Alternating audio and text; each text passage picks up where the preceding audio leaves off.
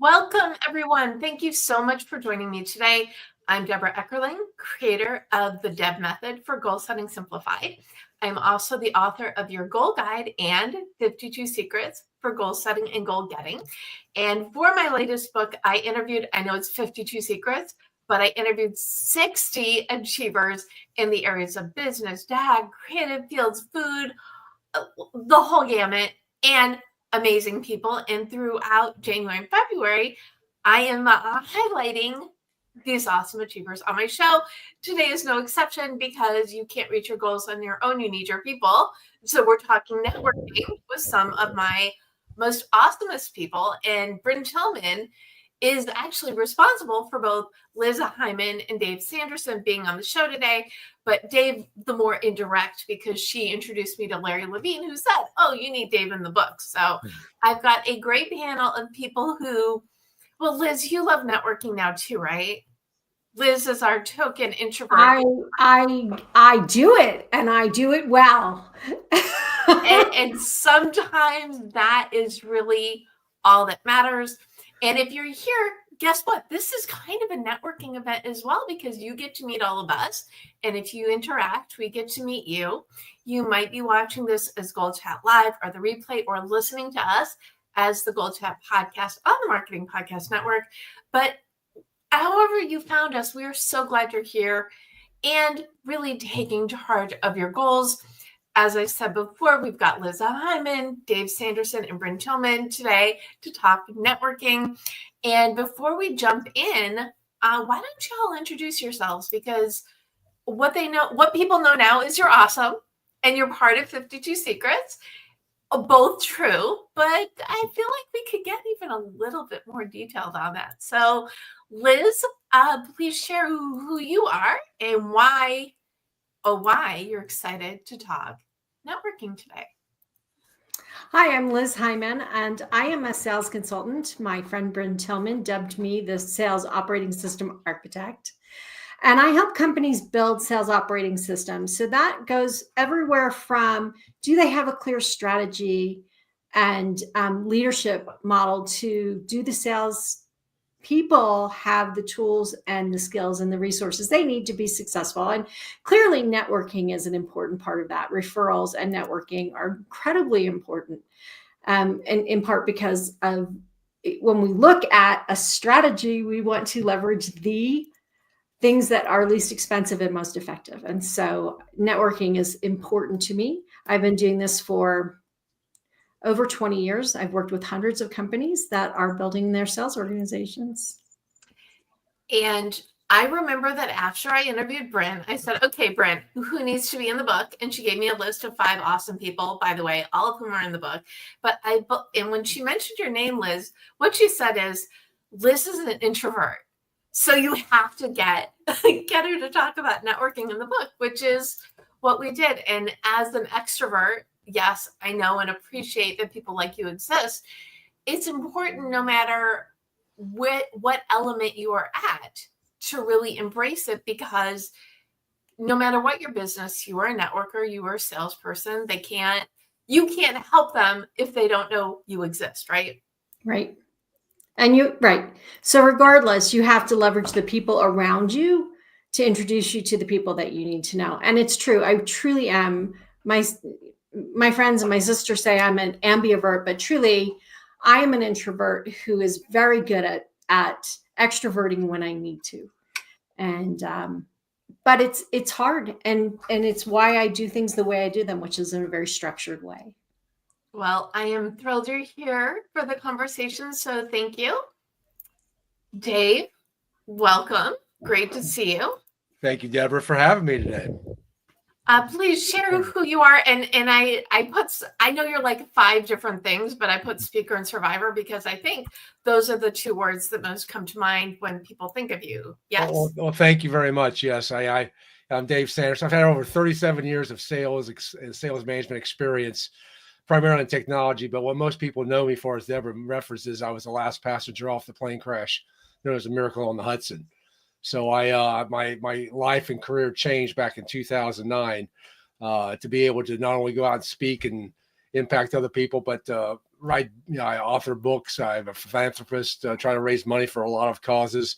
And I published my own magazine called Moments Matter Magazine. But, the fine art of networking, I really have learned over the years. I actually started back in the early 90s when I wrote an article called Networking Your Network, and for some reason, I didn't even know what I was doing, but I figured that's how I became a top producer. I started networking my network, just as Liz was talking about, leveraging other people to be able to get me to places where I could never, ever possibly get to. And that is something that I've learned over the years, and it's helped me tremendously impact other people, which we're all here to do. So thank you for having me tonight.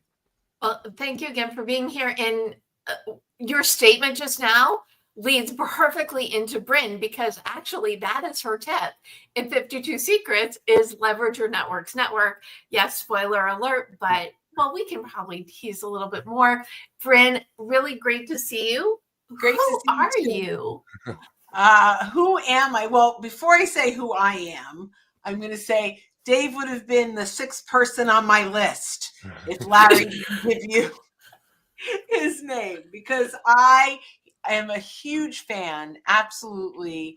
And Liz is, I consider one of my closest friends in the world, not even just work friend, like friend. So really fun. So I'm thrilled to be here.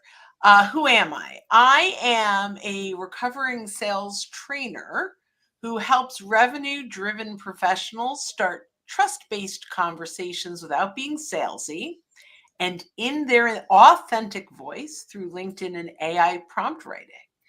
And today, as we talk about networking, we'll jump into that whole social proximity and leveraging pathways to our ideal client profile, right? Who do we want to have conversations with, and who can help us get there?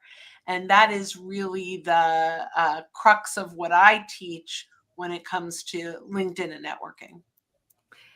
One of the things I love about my new book, well, and I love so many of the things, but they're all either friends, people I've interviewed, both, or friends of friends. And I am certain that you could have given me like 52 people all on your own to pull in there. And that'll be the next book.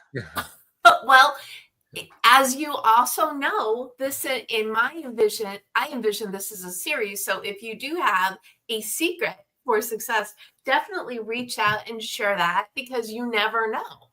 But I think it goes back to Vivica von Rosen, who originally introduced us, right?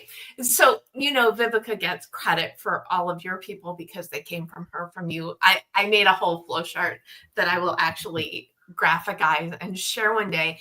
But we are all in this. And it's at least for me, for the book, and I do believe most of your people that you sent me are either in the focusing or the networking chapter. It's all the different ranges of experience, right? Like I said, I've got food people because I do the Taste Buds with Them podcast. I've got tech people, entertainment people. We're all people. And networking and setting networking goals is just, it's important because we're not here alone. Mm-hmm. We're all, and the reason I love the book is it's like proof. See, this is how we do things. It's they tell two friends, and you bring awesome people together for the greater good. So that is kind of, I think I answered my question. But for me, networking is bringing people who need to know each other together, because your client, your audience isn't necessarily someone you know, but all people know people. And the more people in your circle, the closer you are to getting where you want to go. What is your definition of networking? I think you really want to start, Brynne, don't you? Sure. I have a definition of social selling. I haven't really thought about my pure definition of networking, but I do think I'm going to go back to the social proximity. I absolutely believe that LinkedIn is one of the best sales tools in the world, not because you can create a list of leads, but because you can map out pathways to your ideal prospects and referral partners. And the idea that, we can search our connections, we can search companies that match our ICP and that will have a first degree connection in, like, we can really map out the best way in. And while I absolutely get that cold calling is still a thing, particularly in larger companies, it's something, even as an extrovert, that I hate. I don't want to disrupt anyone's day. What I want to do is earn the right to get the conversation and have them excited to schedule a call with me. And so because that is the way that I approach things, it's all about bringing value to my network and ultimately leveraging that network when I need to get those introductions or those pathways in. And I get them because I give them. So that's like the true networking piece is I am thrilled to introduce people into my network too.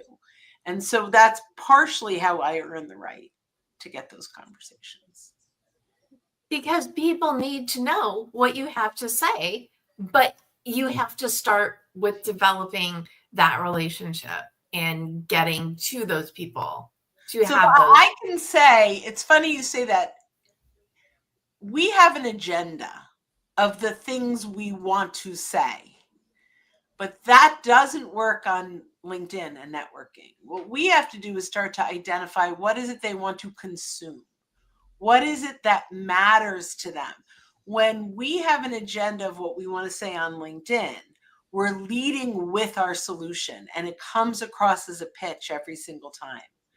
When we really do the research and we identify what it is they want to consume, we are now leading to our solution with little breadcrumbs of insights. We show up as a resource and someone that is valuable in their network versus someone that wants their agenda they want to sell to them. So that's, from my perspective, I think that's a huge piece of networking on social selling. Absolutely. Agree. Dave, what is your yes, I know words. What is your definition of networking? Well, I applaud Brynne's because Brynne's taught me a lot, especially around the social selling part of this. It's been an eye-opening experience. But I go back to my first sales position and something I was told now close to 40 years ago, that proximity is power. And I back then, before PCs, computers, and everything, proximity meant physical bodies, right? Or the telephone. Yeah. But as this has grown, as Brynne has just alluded to, there's so many other avenues now you can have proximity, whether it's LinkedIn or other avenues. But more importantly, where I look at the networking side of the equation is, proximity can mean proximity to the same school, same interest, like we were talking about the Super Bowl here before we got on. So, I always look, well, what proximity do I have? And using LinkedIn and other tools to be able to understand that. Now, of course, AI, where Brynne once again has given me some education around that's been integral. But I go back to what happened during COVID, because it was a very difficult time for a lot of people. And I don't know what everybody else was doing during COVID, but I was sitting at the same desk with a physical phone, not the one on my mobile, a physical phone, calling people just to check in, because I was bored. I needed something to do. And the reason I'm telling you this is because it's going to lead to the definition of networking. Is I called a gentleman who was a director of finance in the largest hospital system down in Florida just to check in. And I just called Ruben, hey, is there anything I can do to help you? And he was, first I thought very flippant. He goes, yeah, I need mask. Okay. Well, I said, give me a few minutes to see if I can help you find mask. I didn't know anything about mask, right? And though I did call somebody I call him the master connector. If I need to get a hold of somebody within 6 levels, he can get me there. So I called him up in Tampa. He found somebody who knew somebody in Indiana who was making N95 masks. And through that network, between calling Scott called his buddy who knew somebody in Indiana making N95 masks, I started hooking up my friend in Florida and other healthcare facilities with masks just because of my network, knowing somebody who is a master connector. So being able to connect people who can add value, you can add value to them first, all of a sudden opens up avenues you never be able to get to. And that was probably the most vivid example of using proximity, of knowing somebody who knew somebody who knew somebody. They impacted somebody in the healthcare system in Florida that that call I never thought I'd be able to do, but now I know how to really start leveraging in my relationships to add value first, as Brynne most eloquently said. And save lives. That was a big, I mean, that one blew me away. I mean, Kaylee, I never knew, and, these hospitals need thousands, if not millions of masks a week. And being able to give access to that was, I mean, I was getting calls from all over the country just because of making those connections in the network. So it can save lives and impact people significantly. We never know, that you could do that. So the thing that you said, which is, the mind-blowing thing, Yep. also is, if you need something, ask, because you have absolutely no idea if the person on the other end of the line can help you. And in this case was the perfect example. Yep. And I believe we're all of this mindset. We don't have a conversation with someone unless we say, is there something you need? Is there something I could have on my radar for you? But most people, for us, it's second nature. For most people, it doesn't occur to them. So I wanted to really underline that. If you need something, people most of the time want to be of help to you. And that's how, we become this collective helping sort of mechanism that makes the world a better place. Kumbaya. Okay. Yes. Back to the question. Liz, define networking. So I'm going to back up the conversation a little bit, because networking is about relationships. I can't leverage proximity until I've built a relationship. I can't ask you for help until I have cared enough about you that you want to help me. And so as an introvert who truly, and Brynne's experienced this with me, I have such a hard time in an environment where there are tons of people, and I've got to go meet all of these people and smile and have conversations, and it's too much overload for me. So I focus on building relationships. Who do I want to meet? Who do I want to have conversations with? And who do I truly want to connect with? And those connections are what build the power of the proximity, because strangers don't care about you, but they might care about you if their friend cares about you, who they care about. And one of the things when I work with young people who are trying to start, like, how do I network? How do I build my business? I don't have any relationships. I'm like, yes, you do. You went to high school with a bunch of people, and all those people had parents that you had relationships with, and your soccer coach, and your, who are these people who are around you that have you built relationships with them? Do they care about you, and do you care about them? So the beginning of this whole thing is not just, I'm going to go meet as many people as I can to see what I can get. That's not, how we do this successfully. We do it by showing that we care about, truly caring about people and demonstrating it. And then they want to help us. And even, my friends will say, well, I have friends in the industry, but they're all competitors. I'm like, are they direct competitors? Can they do everything? I mean, some of my best referrals come from people who others would consider my competitors, and I don't consider them. My largest network is a group of sales consultants. I have about 200 sales consultants on my networking list, right? These are people I know and care about and have conversations with. So as we think about what is networking, that's to me what it's really about. And you don't have to have thousands and thousands of connections. You have to have good connections with people who you care about and care about you. Awesome. Well, and clearly, I honestly have the best network on earth because they made this book, right? But it is an example of, you don't know what people can do or how people can contribute unless you ask. And the other part that you put earlier in your answer, Liz, you're talking about, the genuineness of it. If you're good, people don't realize the people around them, they might want to help. They just don't know how. So we need to really kind of lean into developing those, even if it's just a little bit, these relationships, because you don't know where the next intro is going to come from. And can I just throw something out? And I think everybody will kind of enjoy this. My friend Please. Joanne Black, many years ago, introduced this concept to me, this study that was done. They interviewed a whole bunch of people and they asked them, if you were happy with a service provider, would you provide a referral? 90% of them said yes. 4% of them had ever been asked for a referral. So whether this is somebody who's our client or somebody who we've met, if we don't ask, like we just assume it's not okay to ask, but it is okay to ask. And people, when asked, say they're happy to do it. And this is where Brynne is sort of the master, and I'm going to throw it back to her, because we want referrals and we want help, but we don't make it easy for people to help us, because like Dave said, he said, I need masks. And Dave went, well, I think I might be able to do something about it. But if we don't make it easy for people to help us, they can't. They don't know how. They don't have the time. So I'm hitting it back over to Brynne, because that's where she's really the master.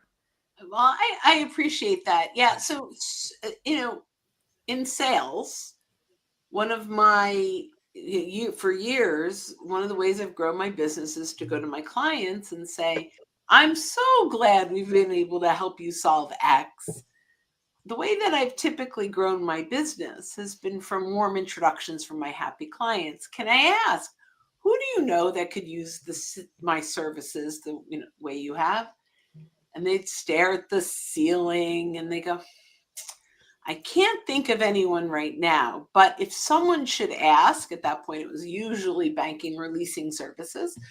If someone should ask, I'd be happy to refer you. Well, once I got LinkedIn, that changed the conversation forever. At that point, still in a banking role as a community, my job was to bring people in the door of the bank and let other people sell to them. So what I would do is I would then, I'd have a room full of people. I'd now connect on LinkedIn. And then next week, when we were going to do another program, I'd invite them back, but I'd also say, hey, I notice you're connected to 17 people that I think would also get value from this program. At the time, I would say, would you be open to sending an invitation? And now I will say, if you let me know of these, if there's anyone on this list that you think would not get value from that. And then, 17 becomes 14.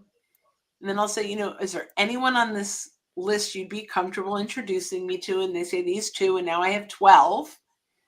And I say, I very much appreciate that. When I reach out to the other 12, can I mention you're my happy client? We talked today. And now I can go directly to those 12 people and I could say, Dave, Liz Heiman and I were chatting the other day. Your name came up in conversation. She says, hello. Liz has been my client for the last 3 years and we've done X, Y, and Z. And she thought I might be able to bring value.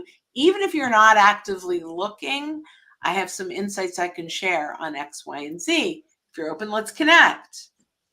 Right. And it's that simple. And then we connect. I'm looking forward to looping you in and how, and the value that Liz thinks I can bring to you. Please let me know your preferred way of scheduling. If it happens to be via calendar link, here's mine. And at the end of this, right, it's a very structured, which Liz taught me, you've got to be structured or the whole thing falls apart. And so, I know exactly what to do next until I schedule that call. And we talked about earning the right. And there's a couple of ways to earn the right. One of them is through really great value, through checklists or content or webinars or things that can actually impact their business. The other is through credibility, right? Dave is going to take my call because Liz Heiman said to. And that is also, and that's because I have built relationships with these folks and they've built relationships. And when all is said and done, that is the best way to leverage, and to Liz's point, make it easy by coming with the list. And that's really how we met, is because Vivica said, I can't believe you two know each other. You need to have a conversation. And it was literally that simple. And I think we spoke like within the week because of that. Because if Vivica says you need to meet someone, I don't vet. Vivica says, just that's it. If she says it, I do it. Because I have a great relationship with her. She has incredible credibility. And I know that if she is going to send someone my way, they are credible, they bring value.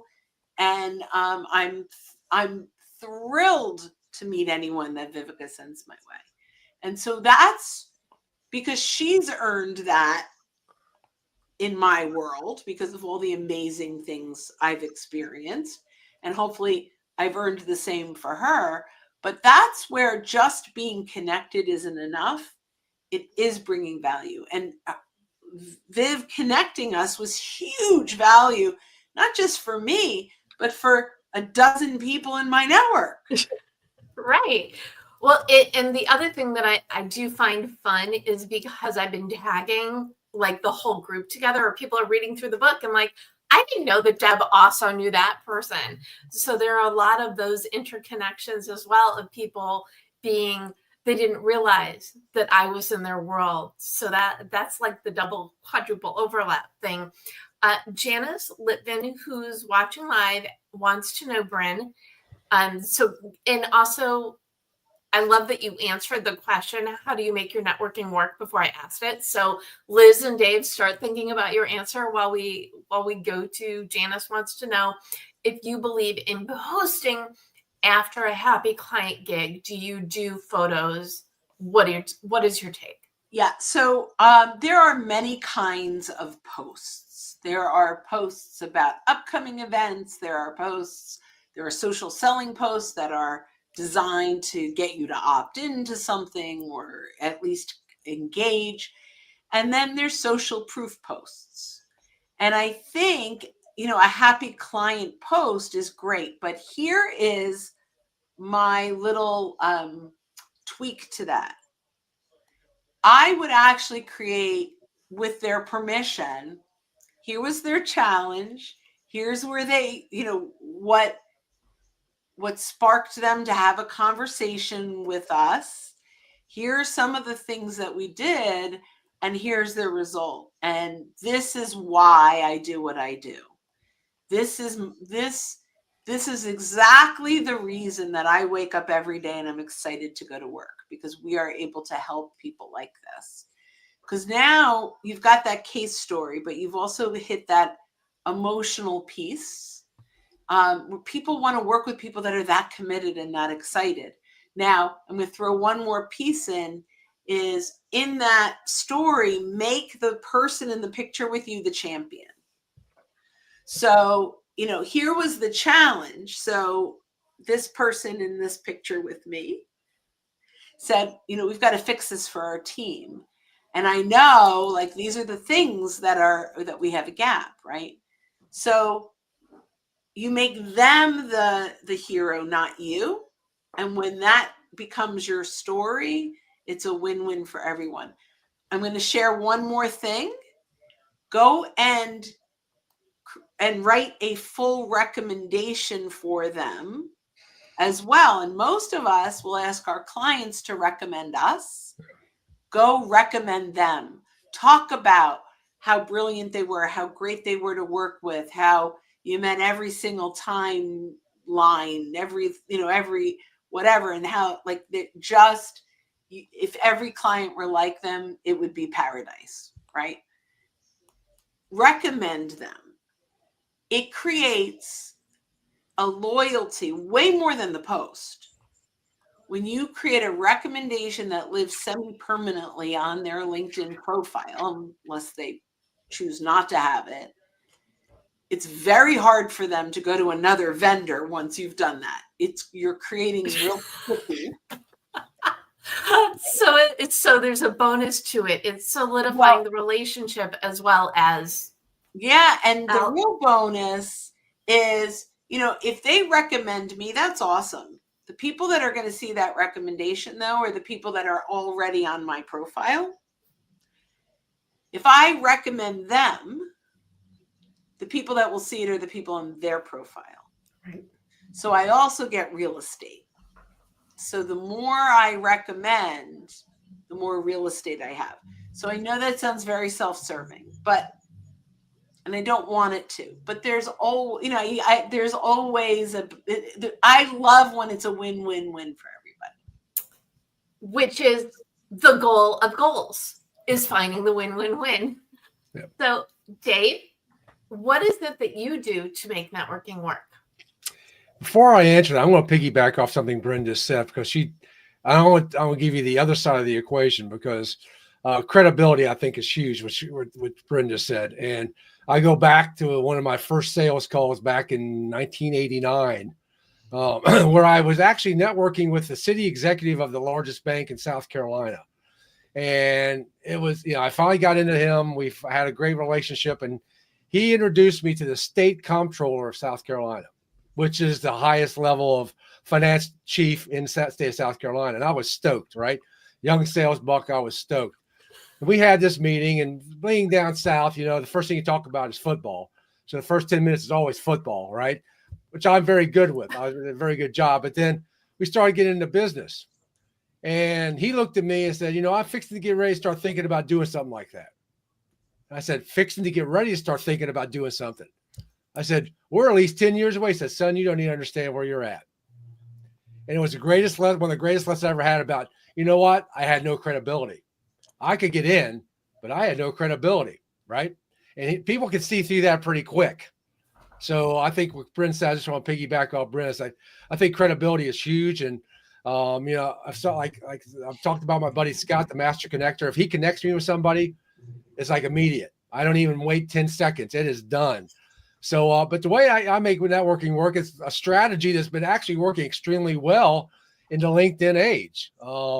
And if I'm connecting Lynn and Brynne and Liz, I would make a nice email. I would go out to LinkedIn profiles, find a couple of connecting things. But what I do is I also give them the LinkedIn profiles of each person, so they can actually check out that person before they even get back with somebody. And I tell you what, since I've been doing that, I have been getting more referrals that way, because people are like, all right, not only is he's got credibility, but he's giving me the chance to basically, does this person have credibility before I engage? And likewise. And I tell you what, that strategy is making my networking and connections, and more importantly, collaborations, much more effective. So you're putting in like literally 30 seconds more work to any email by just saying, learn more about this person at this I link. go out to each of the profiles. I'll go out to Liz's and Brynne's profiles, get the link, put it down there, check this out. They'll have both of their links right there. They can check whatever they want out about that person before they even collaborate. Right. But those 30 seconds are not even that it takes to do that. Nope. Mine's a world of difference, because you cared enough not just to say meet, learn about each other, and they're like, oh, Dave knows things. Oh, so and Dave's also put some thought into this. Right. Dave has had enough interest in making this happen that he's put some thought and effort into this. Like you said, Deb, it's exactly right. 20, 30 seconds, what does it take? But that's the preparation. People see you preparing, right? It's important. I'm not just doing this for kicks and giggles, right? So can I yes and this? Because one of the things that we're doing, a ton of AI and prompt writing through our platform.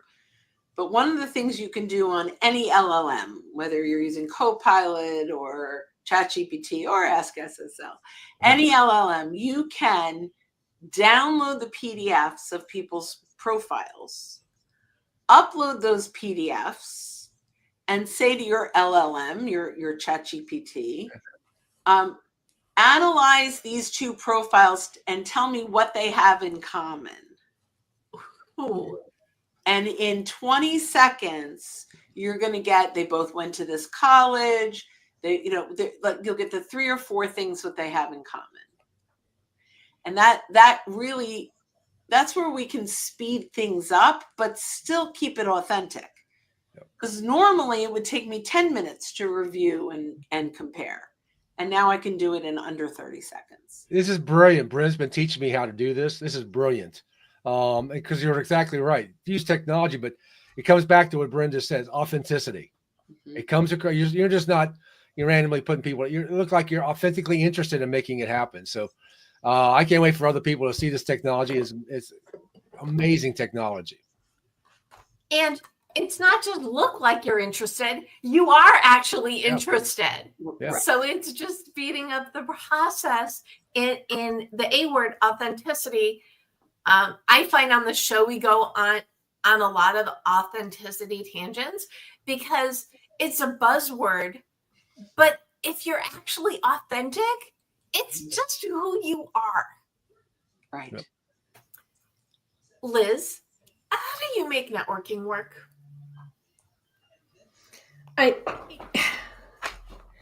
So many ways. There's so many things, right? Instead of talking about me and how I make networking work, I think it might be interesting to think about how to make networking work in a company, right? So, for me, it's figuring out where the people I need to know are and trying to be there in a way that is caring and interesting to them. But a lot of times my clients are like, well, how do we do networking in our company? Or one of my clients just said to me, one of my sales guys just handed a list to the CEO of 30 companies and asked if he knew anybody in those companies, right? These are hard. This is hard. So how do we do this in our companies in a way that helps our teams be successful? Or how do we ask for help from people around us? And one is really doing what Brynne said, which is saying, I really want to get into this company. Who do I know?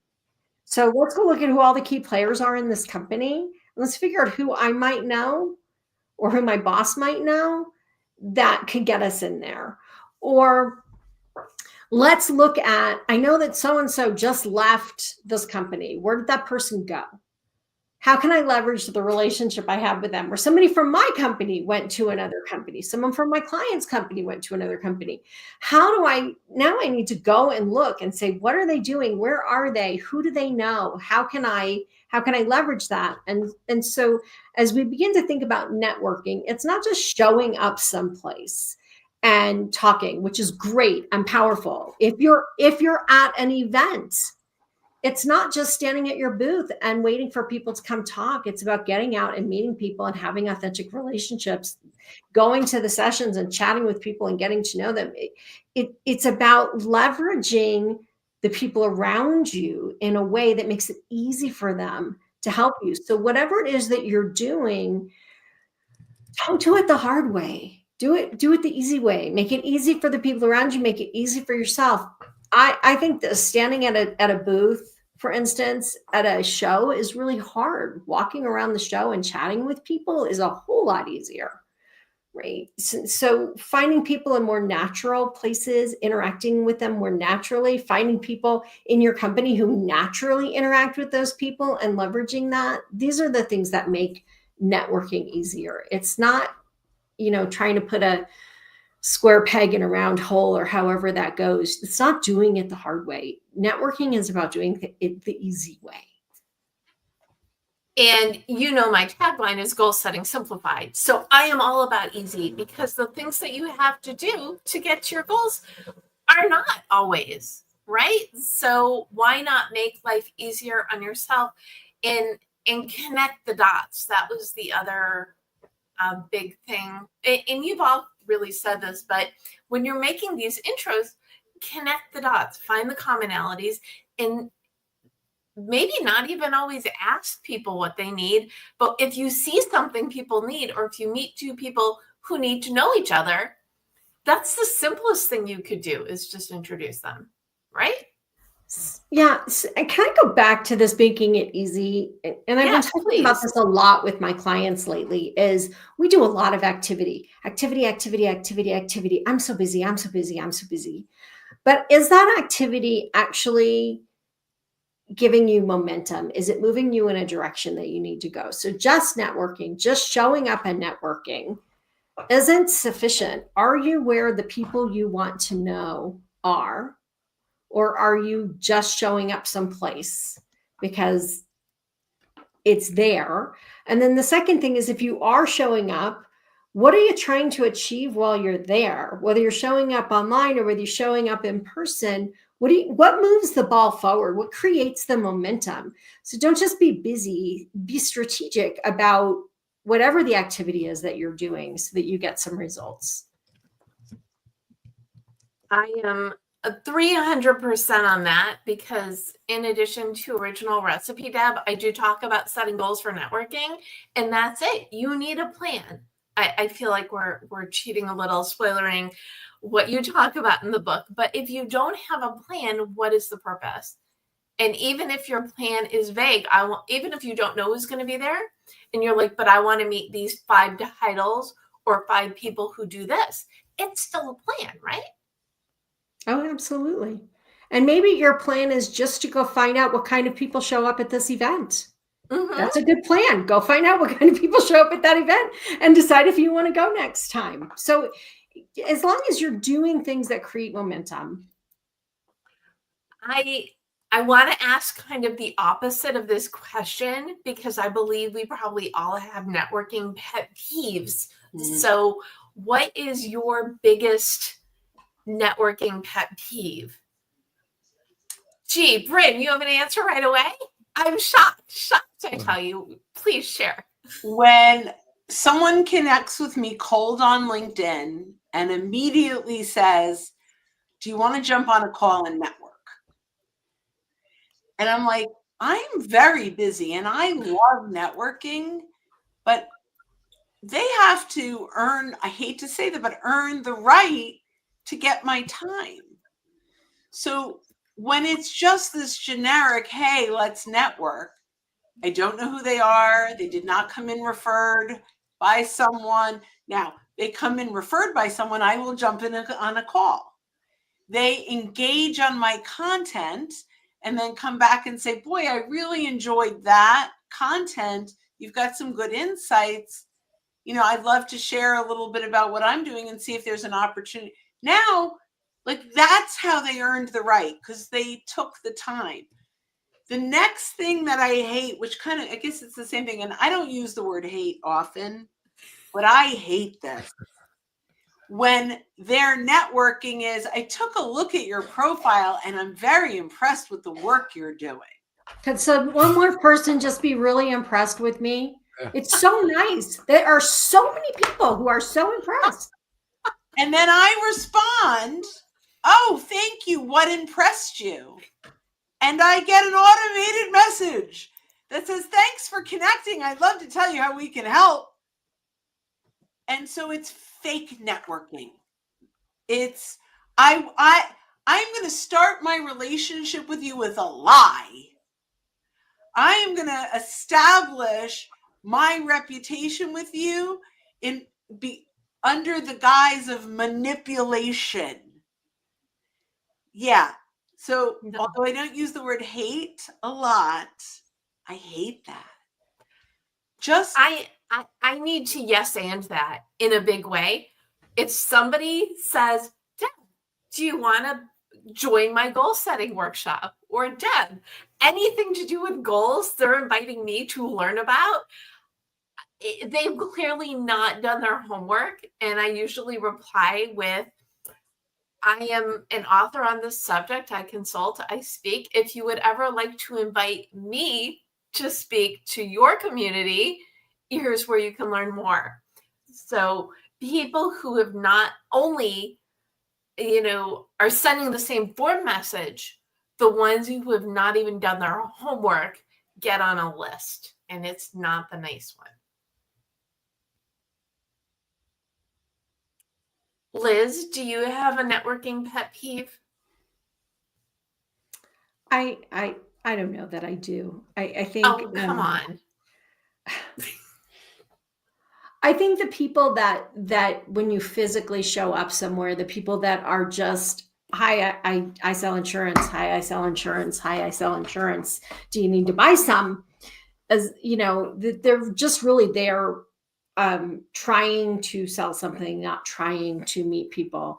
And it's really interesting because, and this is kind of off subject a little bit, but my daughter is a dance teacher and she just opened a dance studio.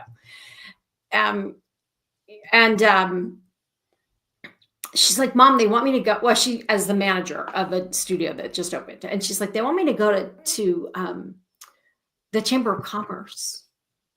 Should I do that?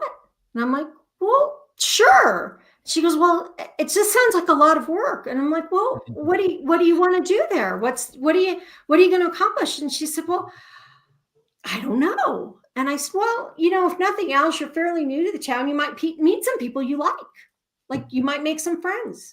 And it's a dance studio with little kids. Maybe some of them will have little kids and they'll be interested in chatting about it.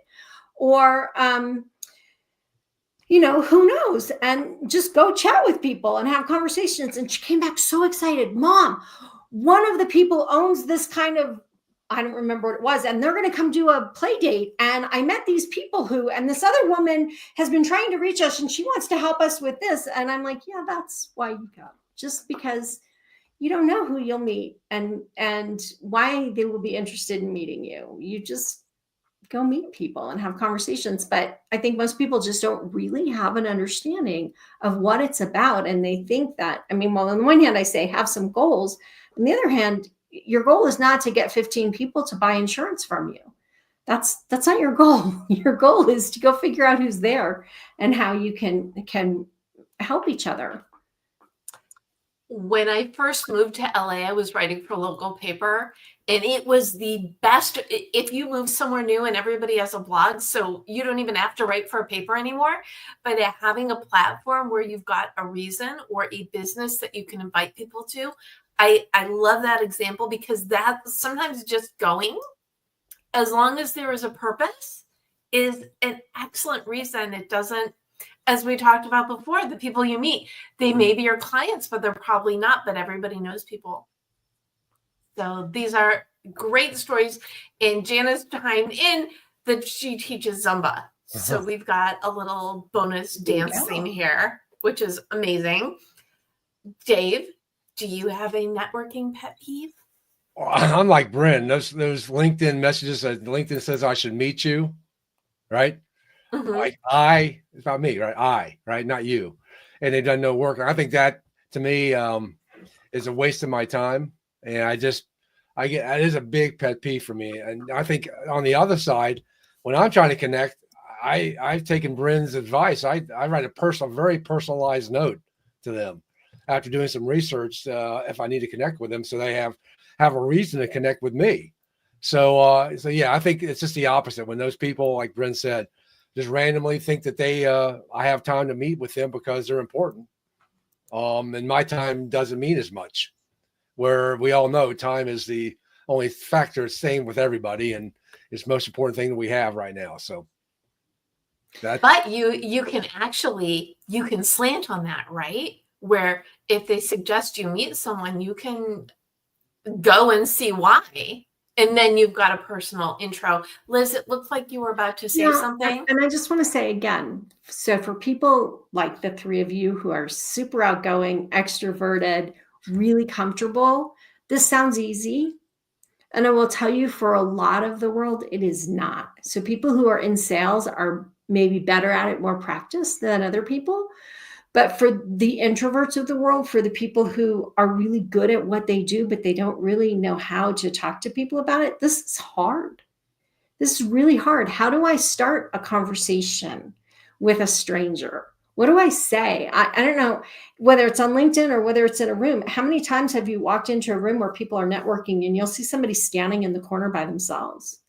They're there. Their intention is to engage, and they simply don't know how. It's not easy. So it sounds like for you guys, this is so easy.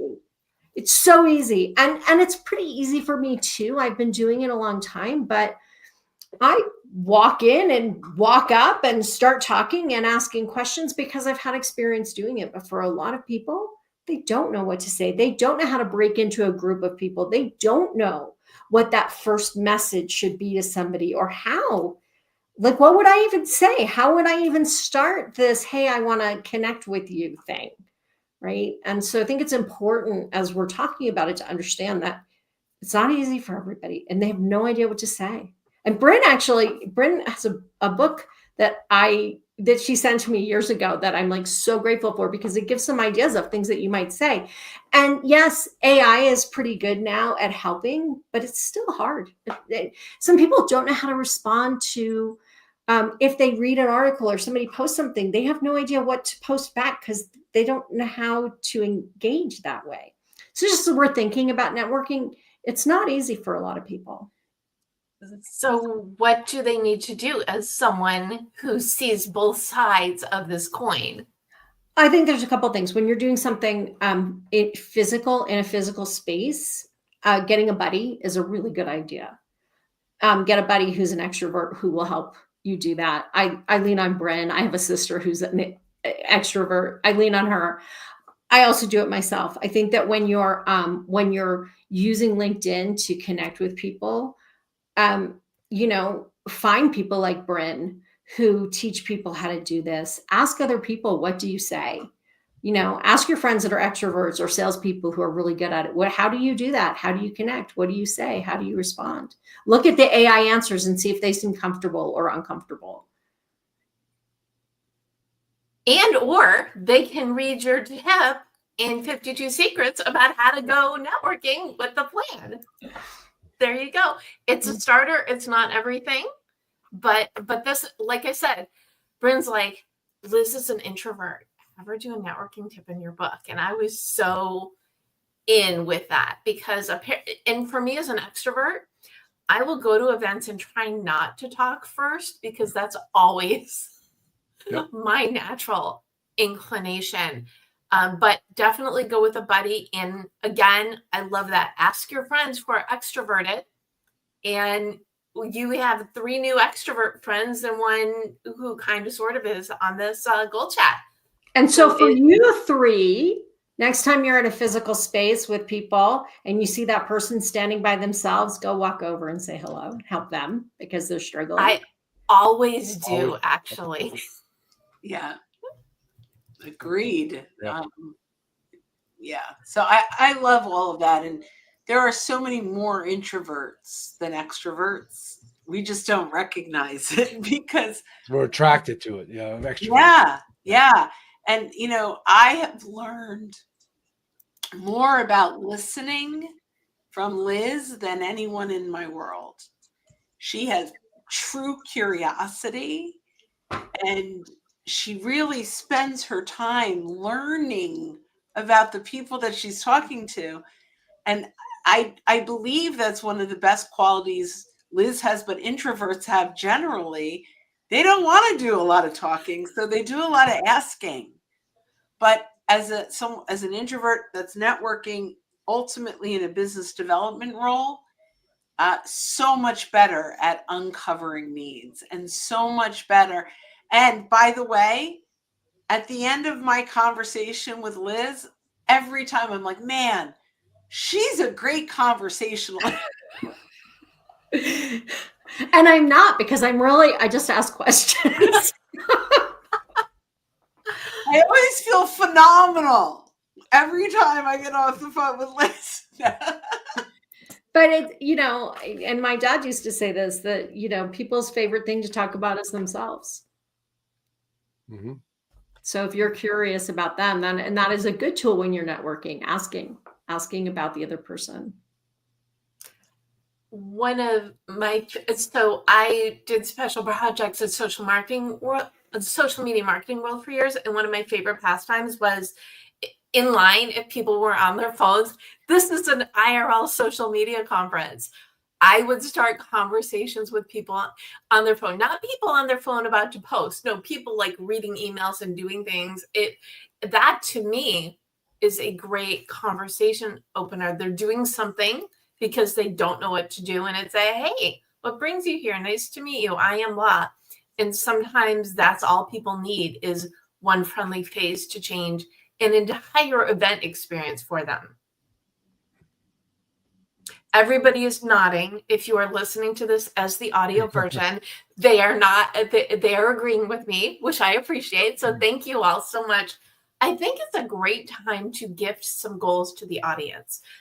And you've all expressed some really good action items and tangible tips, but let's give something people can do today, tonight, tomorrow, and just get their networking mojo on, for lack of a better phrase. So, Brynne, what goal would you like to gift?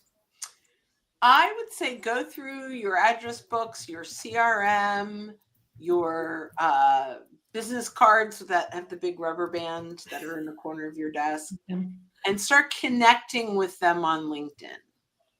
You want to make sure that you are building your real in-life network on LinkedIn, as well as the people you're meeting virtually. And it's funny, like I will talk with a client and they've got 2,000 connections, but they're not connected to their clients. And we really need to not just network, but get connected. And LinkedIn is the best place to do this for a lot of reasons. But the one piece that I just want to put out there is it is the only platform that if they change, when they change jobs, it is automatically, they self-updated. They update it. If you just have them in your iPhone, or you just have them in your CRM, or you just have them in a rubber band, that email is going to bounce and finding them is going to be difficult. But if you are connected to them on LinkedIn, you get to follow them everywhere they go. You mean there are people out there who don't already do this? Yes, many. Because that's the first thing I do, right? That's the first thing most of us do, because that's what comes naturally. It is our Rolodex. So we know where people are, and stay connected to them. I have clients that have said to me, well, I don't want to connect with my clients because I don't want other people to poach them. And I'm like, if you can lose a client because someone knows they're connected to you on LinkedIn, you need more help than LinkedIn, right? You need like a relationship building sales trainer. Mm-hmm. Like that's scary. Another reason they push back on giving recommendations to their clients. I don't want them to know that they bank with me. I'm like, oh my gosh. So when you think small, you've got a small network, you've got a small referral partner system. You have to think in abundance. You just do. Oh, amazing. Yes. And think in abundance applies to everything. It could be an entirely new GoalChat. Liz, what goal would you like to gift? Before you have a goal, I just want to say, when you're looking through your list and your Rolodex, what you write, for those of you who are introverts, is, I can't believe we're not connected. I just realized that you weren't in my network. Can we connect? So now you have the first thing to say. I can't believe we're not connected. That's like the easiest connection email ever. Right? Uh-huh. So what would be a goal? I think when you start thinking about networking, start thinking about the people that you want to know and where they are, whether it's someplace, whether you're networking with them online because they're there online, or whether you're networking with them someplace that they go. But figure out where they go and what they do. And as a whole, like, here are the people that I want to be meeting. Where might they be? I want to meet investors, so I go to startup stuff. Right. So where are people that you want to meet? Go to that stuff. Go be where they are, physically or virtually. I think that's a starting place, is thinking about that. Okay. I'm making it a goal. So instead of figuring it out, literally make a list of the people you want to meet, and then make a list of people where you of places where you can meet them. Or even just the types of people that you want to meet. If you're not sure who specifically, just where are the people that you want to meet? Where do they go? Yes, it can be a type or it can be a name. Yes. Yeah. Excellent. Dave, goal? Oh, this has been tremendous. Thank you for having me, Deborah. Something I started years ago has been served me well when it comes to connections and networking is what I call my top 20 list and my farm 40 list. I use baseball vernacular, but my top 20 list, 5 people every week, 5 people a week I talk to every month. So these 20 people get touched by me every single month. And then my farm 40 is once a quarter. So these other next 40 people get touched once a quarter. So I found that tool has been served me tremendously well, because what usually happens when I call, these 5 people, they touch me every week. Oh, by the way, you need to talk to this guy or gal, right? And that's where I start building the network on top of that, because they're hearing from me every month, and they know that they're in my top 20. I make sure they know, hey, I have a top 20 list, and you're so important. I'm going to call you once a month just to check in. And they always come back with something. And then the farm 40 is just once a quarter. What list am I on? We'll have to figure out which list you're on, Deborah. All right. Glad you had to know that was coming. Brynne is actually in my top. Lists. Brynne's in my farm 40, candidly. To be very candid, she's in my farm because she and I talk about once a quarter. So Okay. Well, yep. I like to think that everybody in this book is either my top 20 or farm 40. So I will have to. There's 60. How are you? There's 60 people. I know. That's why there'll be 20 in one and 40 in the other. So now I just have to pick who gets to be monthly and who gets to be quarterly. It's perfect. It's perfect for you. How about that? So Dave, before we jump off, again, for the introverts in the room, what do they say when they call that person that they're supposed to be staying in touch with? You mean my top 20 or farm 40? Yeah. Just have a conversation. What's been going on this month? Is anything you're doing that I can support you with? They're asking me the same kind of thing. And hey, where are you going this week? It's just a conversation. And but you're building the relationship, right? And how that really served me, I'm going to give you a perfect example. I did that with a client. And when it came, and he was a potential client at that point, one of the biggest meat packing companies in this country. And when we were in the final stages, I said, Tim, one thing you know about me is that you can call me at 2:00 in the morning and I'll be there for you at 2:00 in the morning. And that was my close, because he knew that every week and every month I was calling him. Right. So we had a rapport built to the point that now we're still on. I mean, I'm going to see him in 2 weeks from now and go down and fly to Tampa just to see him. Wow. So, yeah. And we can even make it a little bit easier. You've got and it just occurred to me, I'm probably about 100 people that I will talk to either every month or every quarter. So I have some homework as well. But even a hi, how are you? It counts as a touch point. This is all, they know you're interested. Mm-hmm. They know that you at least pick up the phone and say, hey, Dave, hey, what's going on? Hey, I'm really busy. I can't talk to you now. Perfect. We'll talk to you next month. Right? Yeah. I feel like we need one more Viv shout out, because I really think she is the first person who I heard talk about this. How are you? And I believe she gave an example of someone who reached out to an old client and they said, did you know that we just put out an RFP? You should apply. And they got the gig.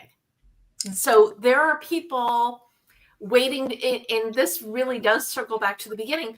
There are people that need what you have to offer. So the best thing you can do is be authentic, be genuine, be in touch, so they know that they can go to you if they need you, whether it's because they need your services or because they know that you're one of the people they go to who's got the intros. I feel like we could go another hour, but I also feel like we should probably wrap a little. So where can people learn more about, go figure, a networking conversation goes over an hour, right? Liz, where can people learn more about you? Well, obviously on LinkedIn, Liz Heiman, Heiman. I'm the only one. But also my website, regardingsales.com. You can read articles. You can learn about me. You can also schedule a call. Excellent. And I will say, if you go to the debmethod.com/blog, you can read the recap and watch this again. But also, I will put everybody's websites, but also their LinkedIn. So thank you for mentioning that. Dave, where can people learn more about you? Same thing as Liz. I mean, start with LinkedIn, Dave Sanderson on LinkedIn, but then Dave Sanderson Speaks is my website. And we always respond within 24 hours. So if you go to the website, you'll always get a pretty quick response. So thank you for having me, Debra. Thank you. And Brynne, where can people learn more about you? I am the only Brynne Tillman on LinkedIn still, which is fabulous.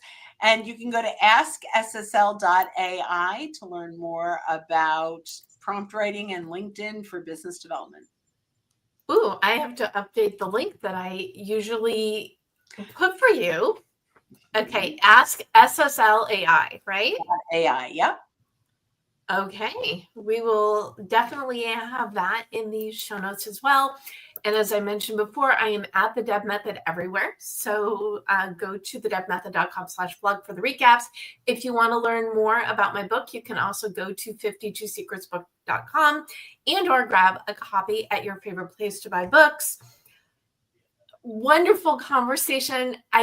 Whenever anybody says, Deb, what's your favorite form of networking? I say my show, because that way I can catch up with friends, or I can introduce people who I believe need to know each other. So thank you all today for proving me right. What is the final thought that you want to leave people with? Dave, final thought? I'm going to go back to something I think I wrote. Find your who's for your house. That is, to me, the pathway to compressing decades, to get your outcomes in decades, from decades down to days. And that, you just spoiled your tip in the book. I love how this is all like organically grown together. So definitely find the who's for your house. Love it. Liz, final thought? Oh, I think that the important thing is just do it. If you're uncomfortable, if you're not sure, if you don't think you'll say the right thing, or just say something. Just go do it. Go say hello. Ask how you are. Just do it. It's okay. Just do it. Because as far as I know, no one has ever been actually harmed from networking. I could be wrong. That's probably true. Some people, though, I will tell you, there are sometimes people are rude back. And so just remember, those aren't people you want to be networked with. So go find somebody who you do. A really good point. There's nothing scary about networking. If you don't like someone, trust your gut and run. And then you meet someone else. Yeah. Find your people, because those people who scare you, you don't want in your network anyway.